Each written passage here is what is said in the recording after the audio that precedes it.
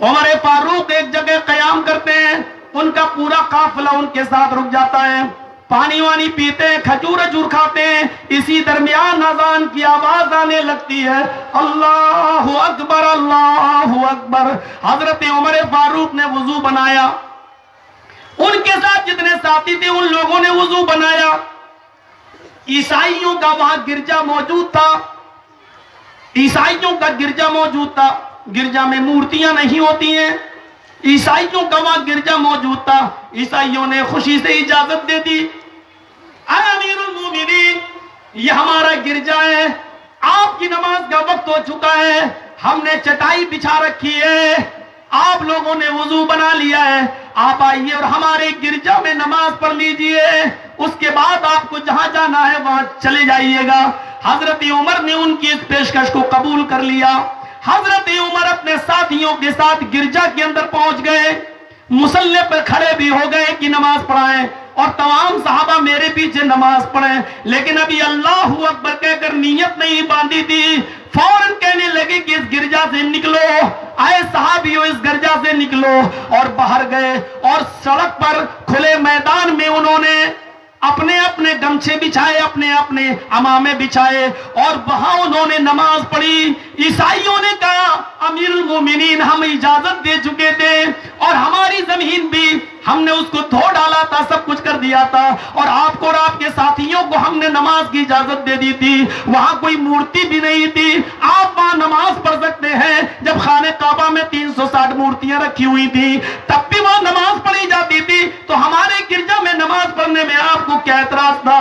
حضرت عمر فاروق نے اس عیسائی کو گلے سے لگایا، اور لگانے کے بعد کہا میں نے اس لیے نماز اس مسجد کی اس تمہارے گرجا میں اس لیے نہیں پڑھی، جو نہیں پڑھی اس کی وجہ یہ نہیں ہے کہ تمہارا گرجا ناپاک ہے یا تمہارے گرجا میں ہماری نماز نہیں ہوگی، بلکہ اس ڈر سے میں نے نماز نہیں پڑھی، اس خوف سے نماز نہیں پڑھی کہ ایک بار اگر میں نے تمہارے گرجا میں نماز پڑھ لی تو میرے انتقال کے بعد میں آنے والے مسلمان کہیں اسی گرجا پر مسجد کا دعویٰ نہ کر دیں، اسی مسجد کو گرجا کو مسجد نہ سمجھ بیٹھے، اور مسلمانوں کی حکومت جب فتح شان کے ساتھ آ جائے تو کہیں تمہارے گرجا کو گرا نہ دیں اور یہاں مسجد کا دعویٰ نہ ٹھوک دیں۔ میرے پیارے ساتھیوں، حضرت عمر اس گرجا میں نماز پڑھ سکتے تھے اور اجازت بھی دی، شریعت بھی نہیں روک رہی تھی، لیکن اس ڈر سے انہوں نے نماز نہیں پڑھی کہ ایک بار نماز پڑھ دینے کی وجہ سے کہیں بعد میں آنے والی نسل اس گرجا کو مسجد نہ سمجھ بیٹھے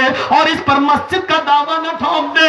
کسی بھی گرجا کو گرا کر مسجد بنائی جائے گی تو اس مسجد میں نماز نہیں ہوگی۔ یہ شریعت کا مسئلہ ہے، اٹل مسئلہ ہے، اٹل قانون ہے۔ میرے پیارے ساتھیوں، حضرت عمر فاروق سے سیکھو، ہمیں سیکھنا چاہیے، ہمیں عبرت حاصل کرنا چاہیے۔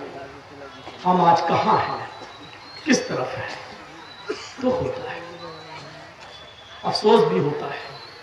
اسی لیے میں نے قرآن کی آیت پڑھی، یہ دن آج ہمیں جو دیکھنا پڑ رہے ہیں میرے بھائیوں، اس کی وجہ یہی ہے کہ ہم نے اللہ کی رسی کو، قرآن کو مضبوطی سے نہیں پکڑا۔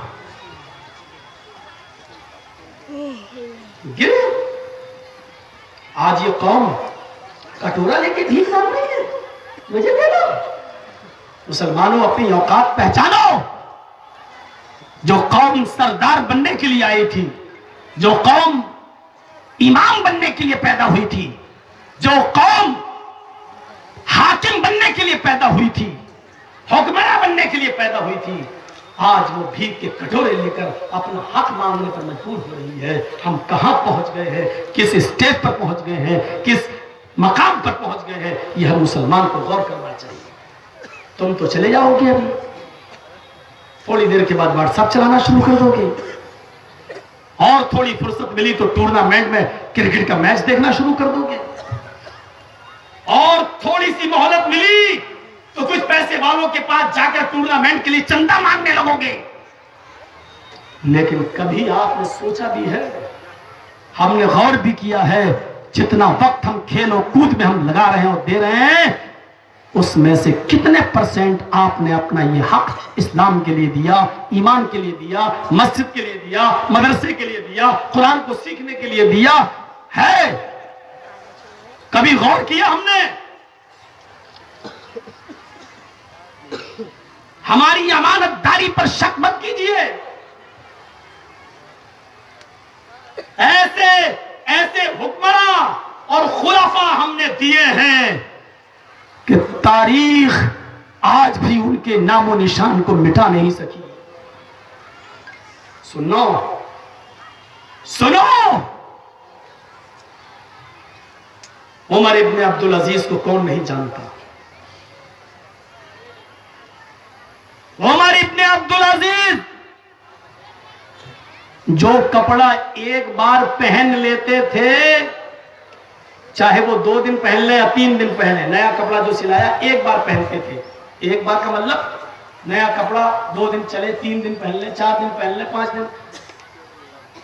اور جب وہ اتر جاتا تھا جسم سے تو اس کپڑے کو وہ دوبارہ نہیں پہنتے تھے.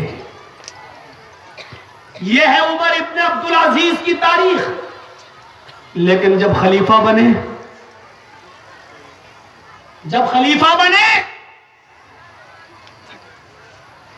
تو جانتے ہو کہنا پڑا لوگوں کو، امیر المومنین اب آپ خلیفہ ہیں، کوئی اچھا سا کپڑا خرید لیجئے.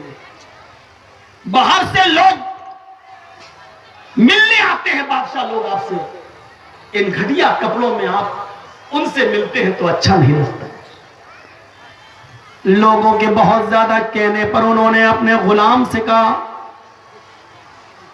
8 درہم نکالے. 8 درہم، ہم اس کو 8 روپیہ کر سکتے ہیں.